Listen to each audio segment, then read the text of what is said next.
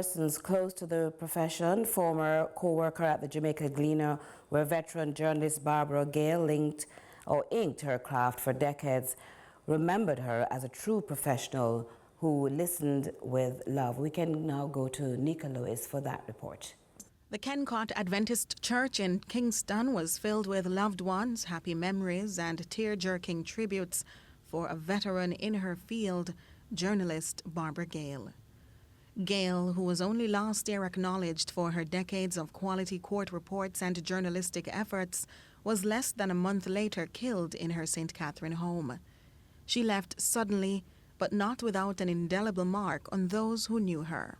She knew the human condition, and with her unobtrusive style and kind spirit, she became a positive mentor, not only to colleague journalists, but also young attorneys at the public and the private bar, law enforcement personnel, and the court staff.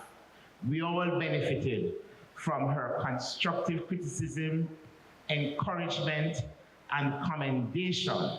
In one of her first public appearances since receiving a favorable ruling from the courts on her post, the DPP says she met Miss Gayle some 35 years ago and would later benefit from her wit and wisdom for decades. But her love was not only for the legal fraternity. Just the stories you heard about her long before.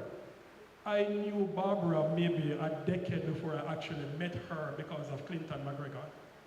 I don't want to say hero worship, but she was someone who was pretty dear to Clinton, and because of that, every single day at that time when I was at RJR, in the RJR newsroom, every single day that passes, it doesn't end without Clinton saying a word about Barbara in whichever way, shape, or form, how she helped to shape his career. An outpouring of sadness at her passing and the loss of a stalwart. But the absence of a loved one, a relative, also came to the fore. Everybody here knows my mother.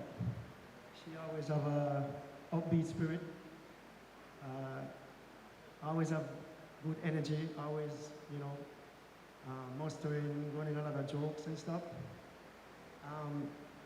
I've never really seen my mother angry. And when I just came to Jamaica and went to the community where she's from, I realized that everybody's spirit was down.